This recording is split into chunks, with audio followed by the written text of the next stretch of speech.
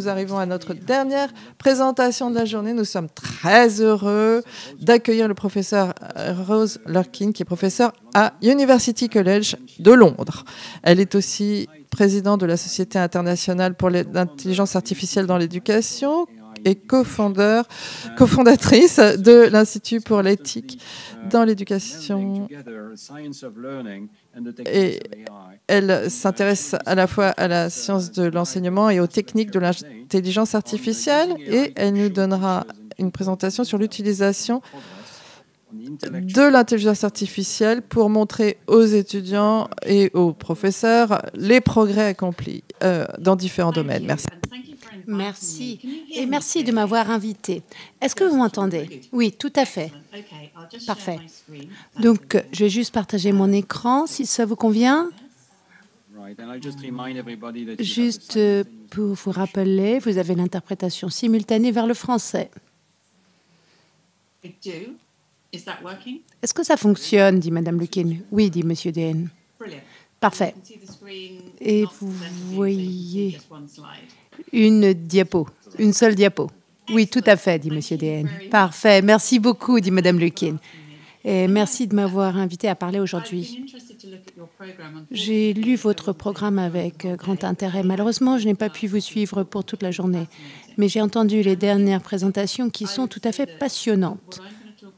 Alors, ce dont je vais vous parler aujourd'hui, c'est quelque chose de très général sur comment nous pouvons réunir beaucoup des aspects différents du travail qui a lieu eu égard à l'intelligence artificielle, qui est à la rentrée pour obtenir plus de puissance à l'avenir.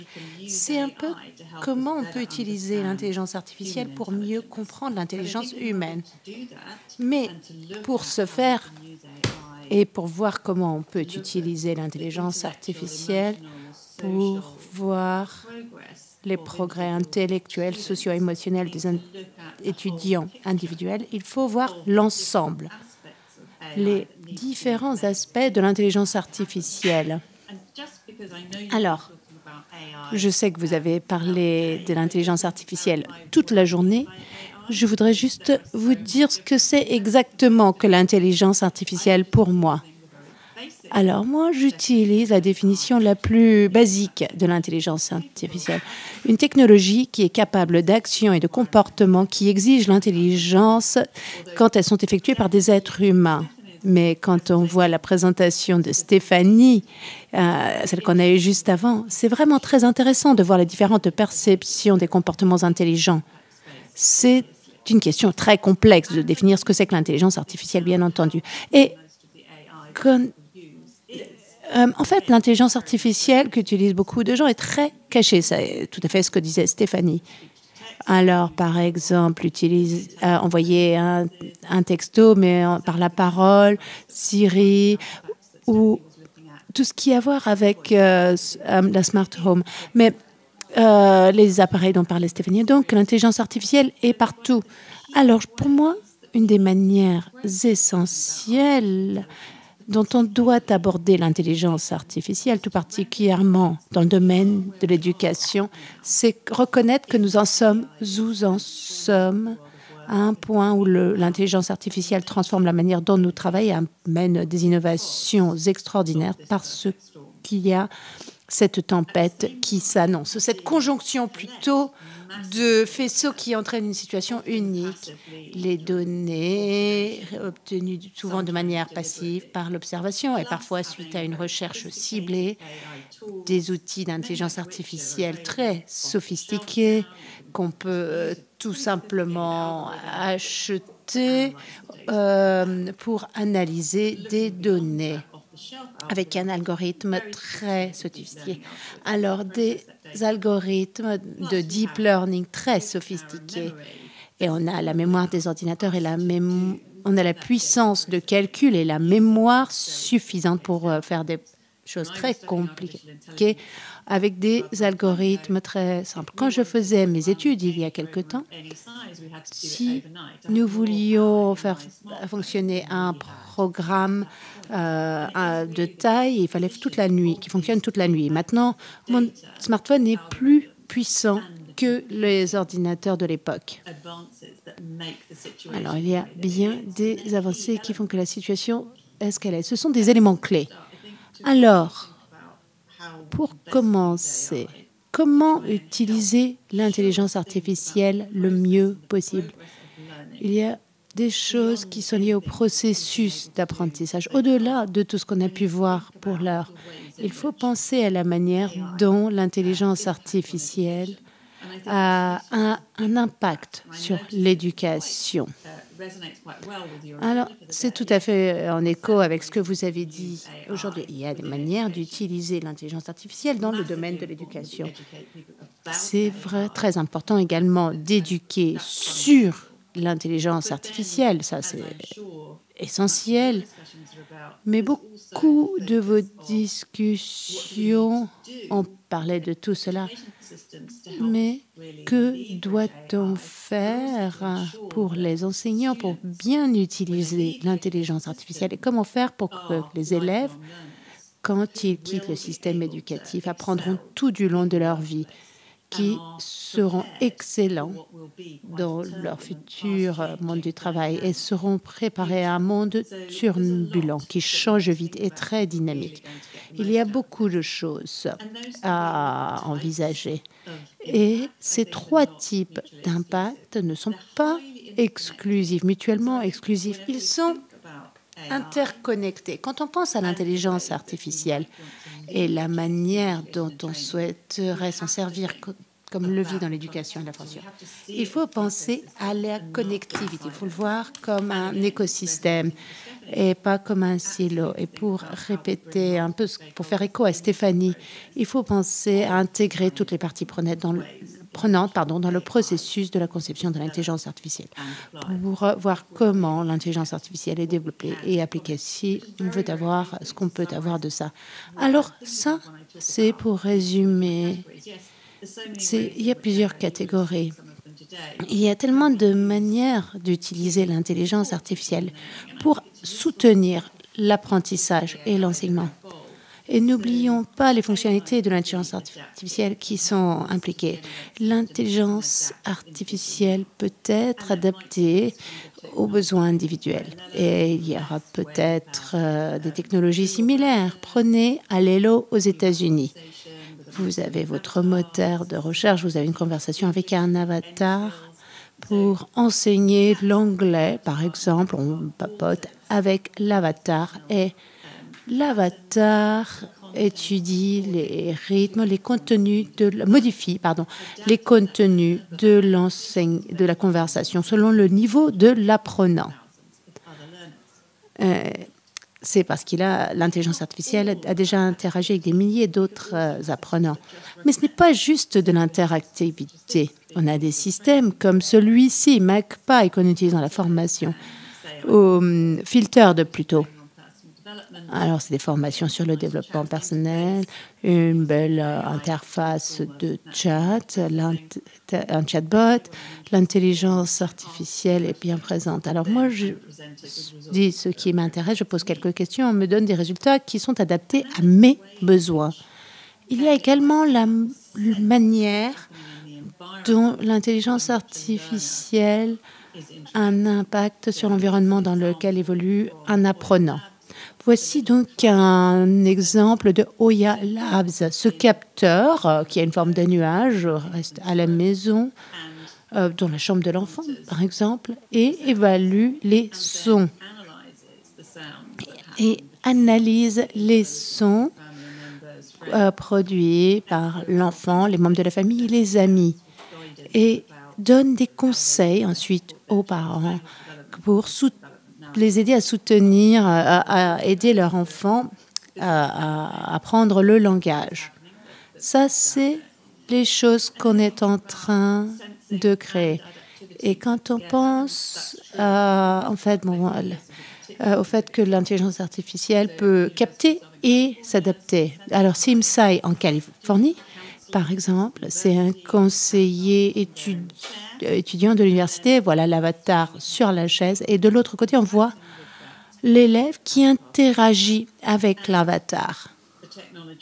Et la technologie suit les expressions du visage, la voix, le ton, et récupère ces informations en temps réel sur l'élève dans la manière s'en sert pour modifier le comportement de l'avatar, les expressions visuelles, ce que dit l'étudiant, comment ils le disent, leur niveau d'anxiété. Tout cela entraîne différentes interactions à des situations. Par exemple, l'avatar peut être un peu plus vif si les expressions et le ton de l'étudiant laissent comprendre qu'il s'ennuie. Comme le disait Stéphanie, l'intelligence artificielle n'est pas toujours flagrante. Et une des manières les plus utiles dont l'intelligence artificielle peut aider, c'est quand elle n'est pas flagrante. Alors, par exemple, l'enseignement. On a une plateforme en ligne qui aide au développement d'élèves de l'école primaire entre 5 et 11 ans. Alors, c'est un tuteur humain, un apprenant humain qui travaille sur une plateforme partagée. Mais un professeur particulier, ça coûte horriblement cher. Beaucoup de familles ne peuvent pas se le permettre. L'intelligence artificielle n'interagit pas avec l'élève. L'intelligence artificielle évalue l'efficacité des interactions entre l'élève et le professeur. Alors, ils peuvent dire que leurs sessions sont de haute qualité. Pour y arriver, eh bien, ils ont utilisé beaucoup d'évaluateurs humains qui regardaient en fait au moins une session par tuteur et par élève toutes les semaines. Et petit à petit, ils ont eu besoin de moins d'évaluateurs. Ça coûtait de moins en moins cher. Et ça a augmenté la quantité de personnes disponibles pour enseigner. Donc, il faut penser à tout cela. Alors, ce qui est clé, c'est la valeur des données et son rôle dans l'utilisation, dans l'intelligence artificielle. Alors, les données qu'on récupère, la manière dont elle est traitée, la manière dont on interagit avec ces données. Et il faut également parler de l'intelligence humaine, l'intelligence artificielle. Et ça me fait penser à un livre que j'ai lu il y a quelques années, que j'ai écrit il y a quelques années. Je me penchais sur l'intelligence du point de vue de l'intelligence artificielle. Comment différencier entre l'intelligence humaine et artificielle? Parce que j'avais peur que l'on soit en train de surestimer le potentiel de notre intelligence artificielle, ce qui nous rendrait un peu plus stupides, parce que notre intelligence est extrêmement complexe. Mais cette énergie intellectuelle existe, et ce, malgré la pandémie. Des grandes entreprises, des organisations, des rapports, l'avenir du monde du travail, quelles sont les compétences dont nous avons besoin, de quoi avons-nous besoin pour la formation et l'éducation, les bonnes compétences, quels sont les postes qui risquent de se perdre du fait de l'essor de l'intelligence artificielle. Et puis, je me suis dit, je ne sais pas si ce sont les choses qu'on doit prendre en compte. Je pense qu'il faut penser différemment, car tous ces rapports, c'est un peu comme si on me donne une carte quand je descends une route, qu'il y a de la brume et que je ne connais pas la route, je ne sais pas où j'en suis.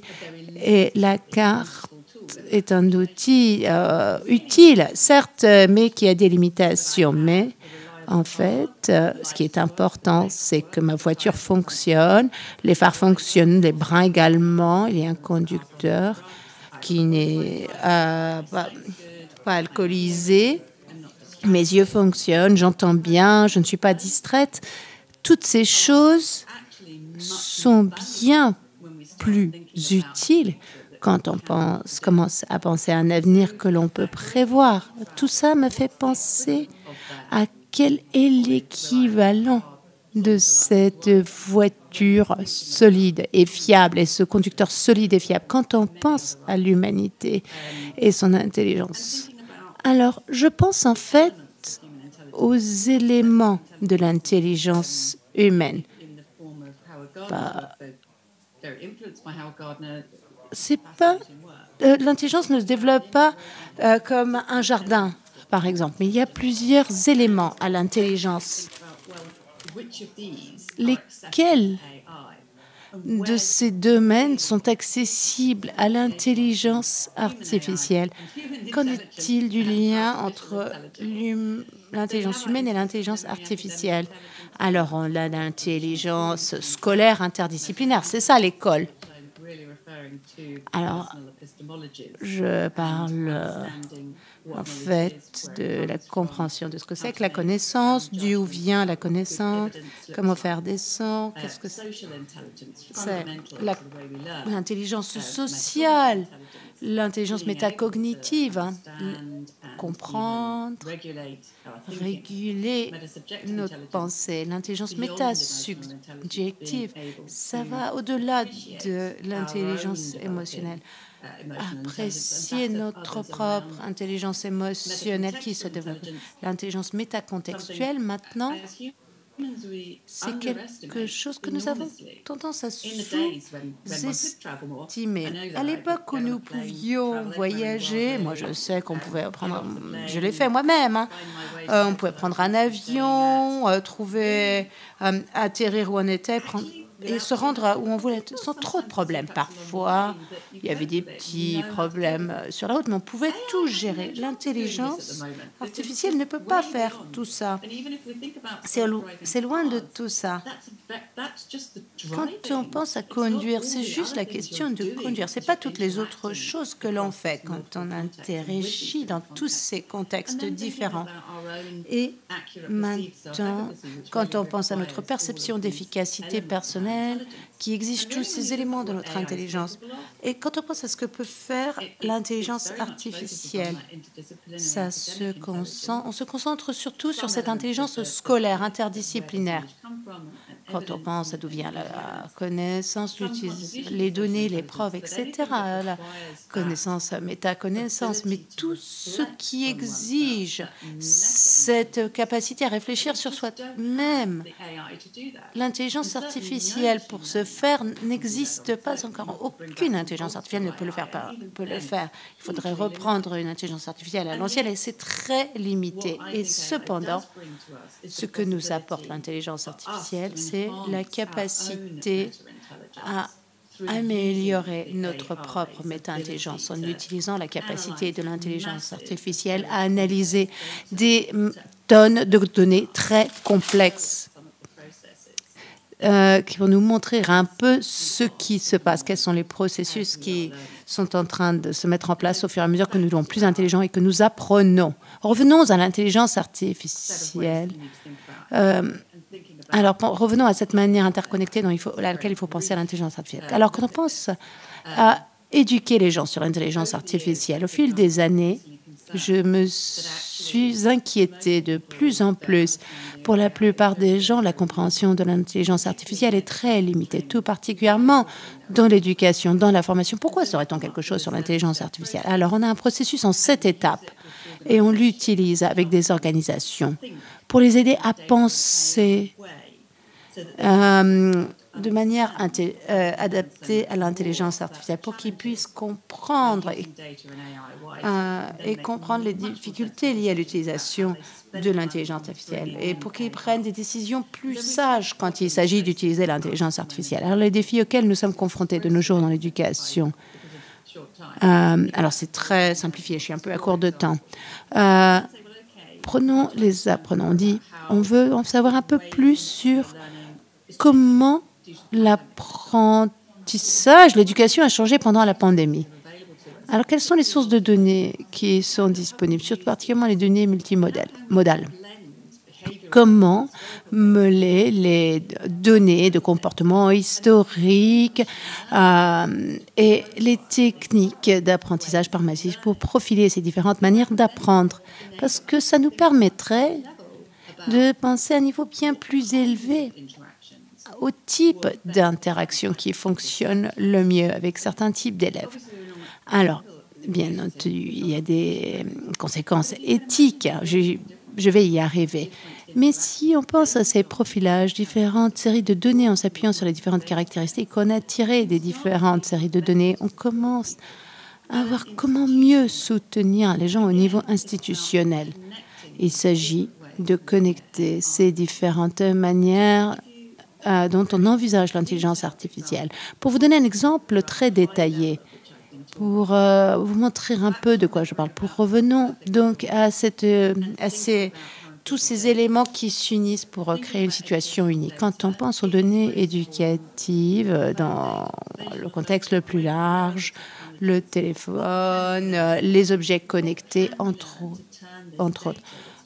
Comment avons-nous appris à transformer cette donnée qu'on décrit comme le nouveau pétrole, du pétrole brut? Comment prendre ces données, en tirer le maximum de valeur? C'est là que les sciences de l'apprentissage rentrent sur scène. Alors ça, ce sont des élèves qui sont en train de travailler ensemble pour résoudre un problème. La question qu'on se pose est, sera-t-il possible pour nous de trouver une série de données observables qui pourront être capturées et analysées en utilisant des techniques d'intelligence artificielle pour compléter d'autres sources qui ne sont pas purement obtenues par l'observation. Alors voilà, on suit leur regard, leurs mouvements, ce qu'ils disent, etc. Alors, quand on pense aux sciences de l'apprentissage, qu'est-ce qu'on sait? Ça vient de la psychologie. Que savons-nous sur ce signifiant qui nous montre ces données, nous montre quelque chose d'utile? La synchronie, la responsabilité individuelle, l'égalité dans les dialogues, la variabilité interindividuelle. Tout ça est identifié dans les sciences de l'apprentissage comme étant lié avec la résolution de problèmes en groupe. Je ne dis pas que c'est tout ce qu'il y a, mais c'est important. Alors, tout d'abord, la synchronie. Alors, différents élèves, on a utilisé les données vidéo. On a demandé à un évaluateur humain, qui n'avait rien à voir avec l'étude, de regarder les étudiants et les regarder toutes les minutes pour décider si c'était des élèves qui travaillaient dans un véritable comportement pour résoudre des problèmes. Et on a utilisé des algorithmes d'apprentissage pour analyser les données sur le mouvement des mains et le déplacement du regard, eu égard la synchronicité. Est-ce que les élèves regardaient la même chose? Est-ce qu'ils se regardaient les uns les autres? Leurs mains étaient-elles sur les choses qu'ils étaient en train de construire? Étaient-ils proches les uns des autres ou pas? C'était très intéressant. D'ailleurs, voici un exemple. Alors, voilà. Quand il y a une très grande synchronicité, les lignes sont plus proches les unes d'autres. Une synchronicité entre leur regard, leur mouvement de main. Alors, ça, ce sont les étiquettes données par l'évaluateur humain à ces sections de données. On voit qu'il y a une relation. Il y a également l'intelligence artificielle. Bon, c'est lié. Alors, on prend bien des données comme l'analyse de la synchronicité, par exemple. Et ça devient un micro-signifiant. Et on a énormément de micro-signifiants. Il y a des comportements physiques, des données de voix, les émotions, l'intelligence sociale, des facteurs connectés au progrès et à la compréhension de toutes ces choses. Quoi qu'il en soit, ces micro-signifiants, on les construit, on en fait une collection multimodale de signifiants et on combine ça avec des algorithmes d'intelligence artificielle conçus avec des chercheurs qui apprennent. Toutes ces données sont inutiles sans cet apport des spécialistes des sciences de l'apprentissage. Et quand on parle de cette infrastructure d'intelligence, on a besoin d'intelligence humaine. Ça revient aux éléments interconnectés. On a nos professeurs, nos apprenants, nos parents ont besoin de comprendre suffisamment l'intelligence artificielle pour interpréter ce que cette combinaison de micro-signifiants si abondante, leur dit.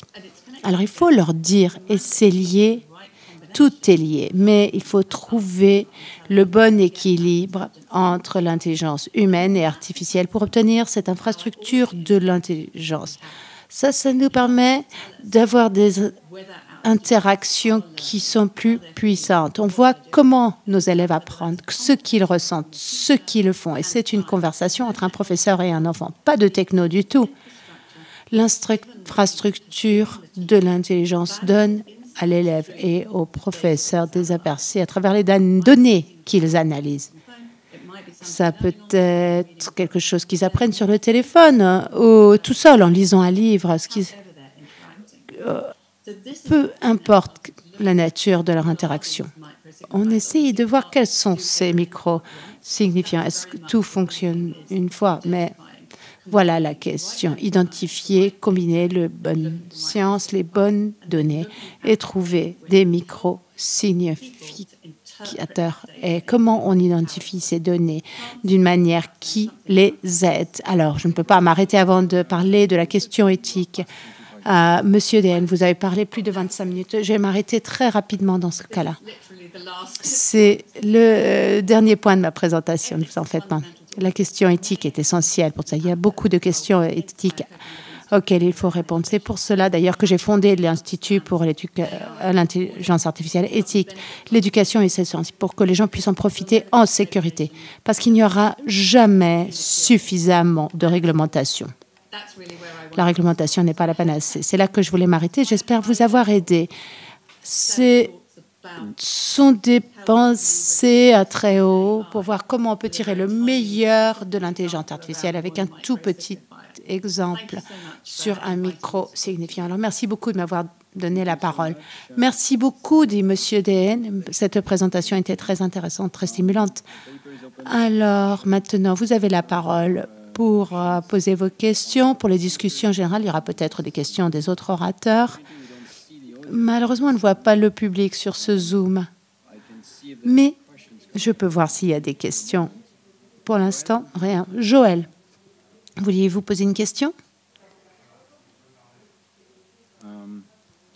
Ah, c'est la fin de la journée. Vous avez travaillé toute la journée. Alors, merci au public qui est resté avec nous toute la journée. Oui, tout à fait, dit Madame Lukin. Joël, votre micro est éteint. J'ai vu que vous vous inquiétez aux questions de métacognitivité et à l'attribution mentale. Vous intéressez à ces domaines, donc. J'aurais voulu savoir comment vous comprenez que la métacognition sera mise en œuvre par l'intelligence artificielle ou développée. Ah oui, tout à fait. L'intelligence artificielle est un peu capable de la métacognition. Je ne pense pas qu'elle en soit jamais capable. Alors, ce que nous avons fait, nous penchons sur la métacognition, tout particulier sur des enfants dont l'âge va entre 8 et 10 ans. Nous nous sommes en fait penchés sur différentes tranches de métacognition. Pour les élèves de cet âge-là, nous avons décidé de nous pencher sur les comportements de recherche d'aide et la manière dont les enfants de cet âge sont capables de sélectionner des activités d'une gamme, d'une difficulté adaptée à leur âge. Alors, c'est tout petit, hein. C'est un tout petit segment de ce que nous avons vu comment nous pouvions utiliser une intelligence, un assistant d'intelligence artificielle qui n'a aucune présence à l'écran pour étayer tout cela. Les élèves utilisaient ce système conçu pour les aider à comprendre les réseaux alimentaires, les chaînes alimentaires, pour les aider à comprendre ça, mais aussi comprendre s'ils sélectionnaient le bon niveau de difficulté, les niveaux appropriés. Il y a 5-6 niveaux différents. Et ensuite, les aider à soutenir, à comprendre comment ils pourraient améliorer leur propre compréhension de combien ils pouvaient compléter une activité sans aide ou s'ils avaient besoin de beaucoup d'aide. Ils avaient besoin de beaucoup d'aide. Ils essayaient d'utiliser la quantité d'aide qu'utilisaient les élèves pour montrer un peu la différence de ce qu'on peut faire tout seul et ce qu'on peut faire avec un peu d'aide. Et on crée un environnement qui est rempli de plein de soutiens qui sont là pour aider l'élève à comprendre.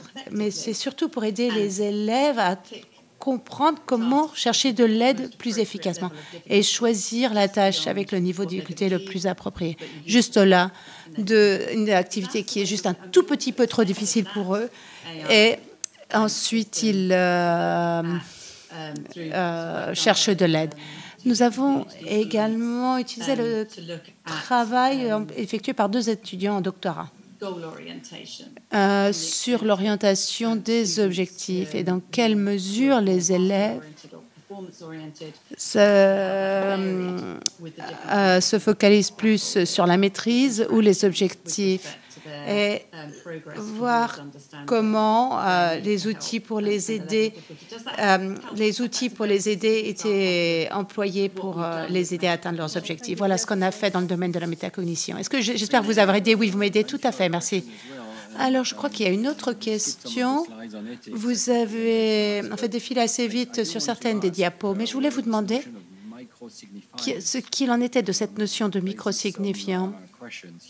Est-ce qu'elle ne pose pas quelques questions? Il me semble, et j'en suis convaincue, je suis psychologue de la cognition, on a besoin de beaucoup d'informations sur qui apprend, qui est distrait, qui collabore, qui est content en regardant leur visage, leurs yeux, etc. Est-ce que ça ne lève pas des questions graves liées à la protection de la vie privée, à la confiance en l'enseignant, en ses parents et la perte de cette confiance? Qu'en est-il là-dessus?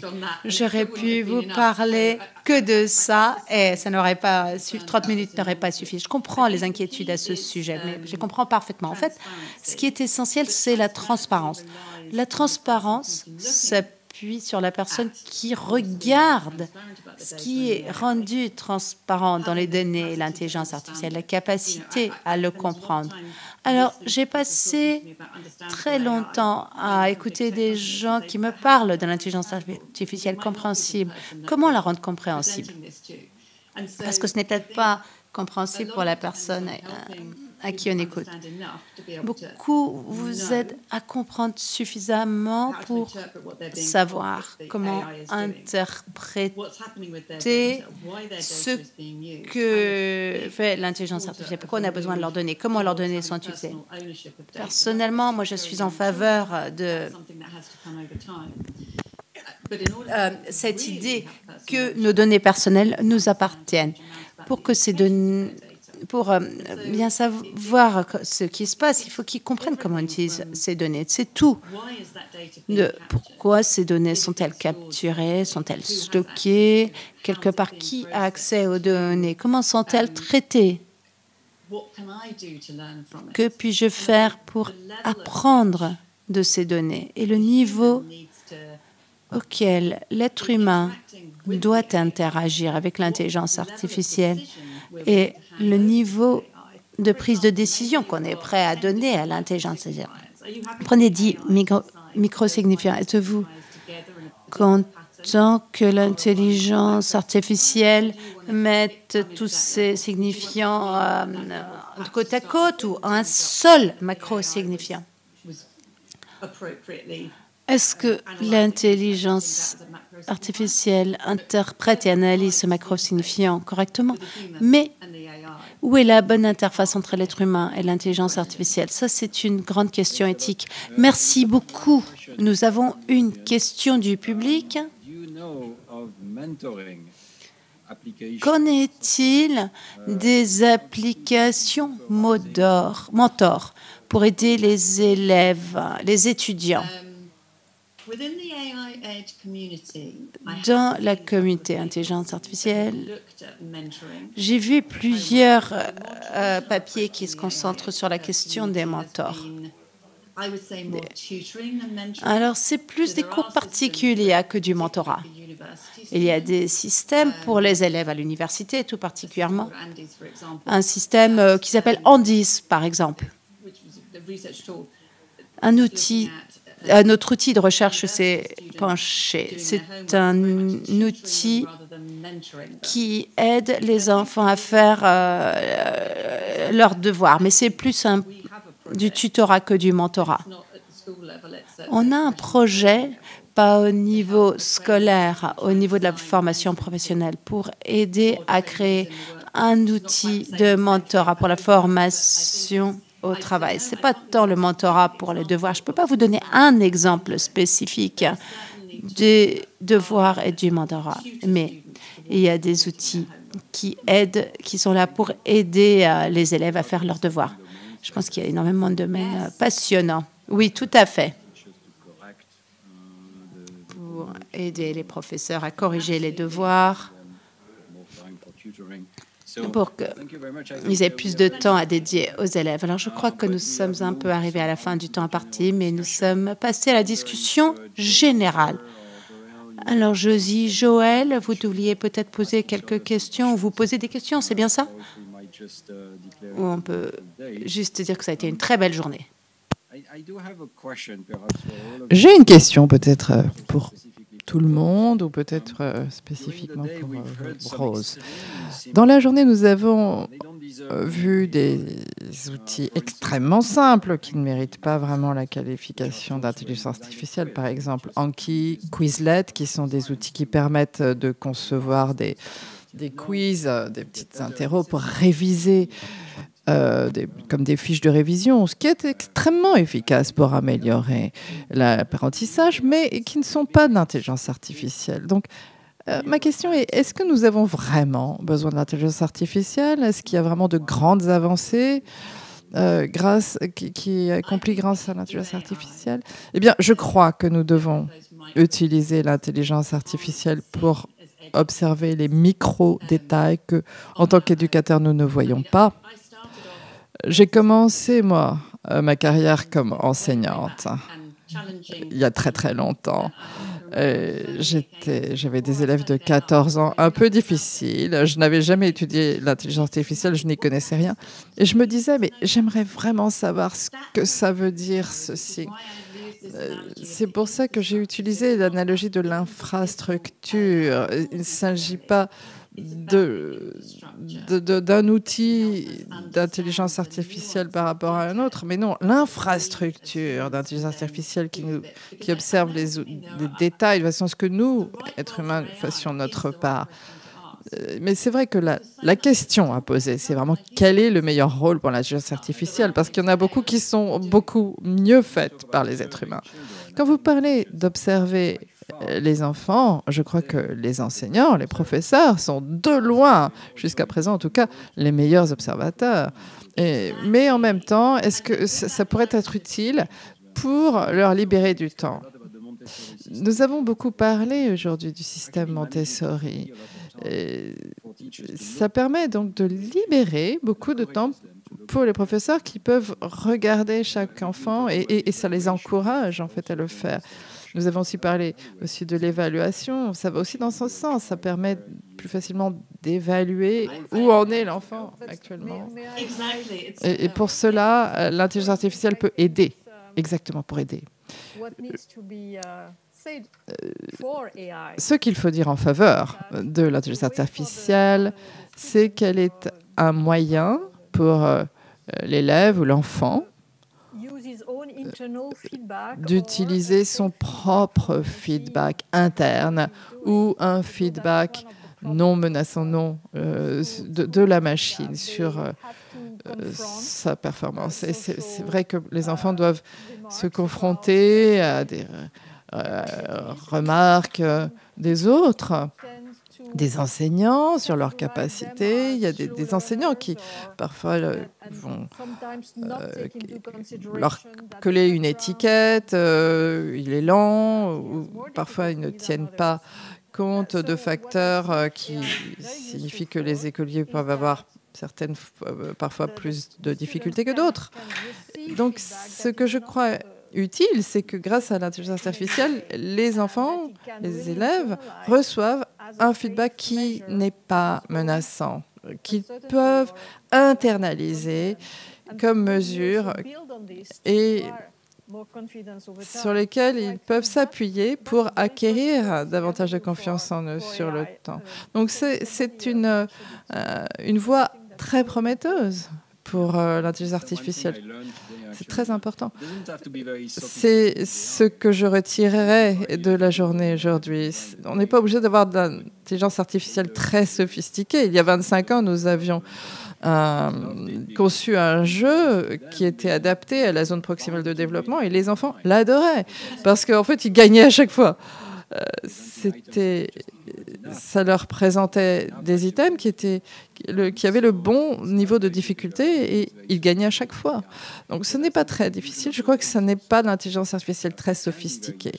La conclusion de cette journée, c'est que l'intelligence artificielle peut être très utile, peut être un partenaire intermédiaire entre l'enfant et l'adulte, un partenaire peut-être plus neutre, mais elle ne doit pas être trop inquiétante ou menaçante pour le parent, l'enfant et les professeurs, ni pour les développeurs. Ça n'est pas d'une complexité affolante. Nous aimerions bien avoir de la reconnaissance de parole, mais on peut faire beaucoup déjà avec des outils très simples qui doivent être développés de façon amusante.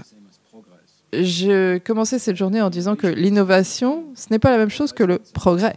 L'innovation, c'est quelque chose qui est nouveau. Le progrès, c'est quelque chose qui est mieux. Et ce n'est pas toujours très, très clair.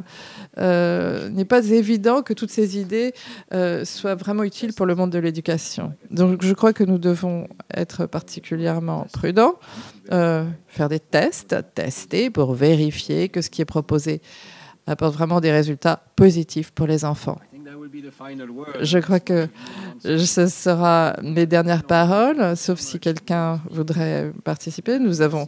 La journée a été très longue. Merci beaucoup à tout le monde. Toutes ces présentations sont disponibles dès demain en vidéo et avec les diapositives également. Merci à tous les membres du conseil scientifique qui ont aidé à organiser, à animer cette journée. Joe Ziegler, Joël Proust et bien sûr Aurélie Jean, qui a préparé le programme de cette journée présenté ce matin. Le rapport du groupe de travail sur l'intelligence artificielle du Conseil scientifique, ce rapport sera disponible prochainement sur le site web du Conseil scientifique. Voilà, et très bonne soirée à tous. Merci encore.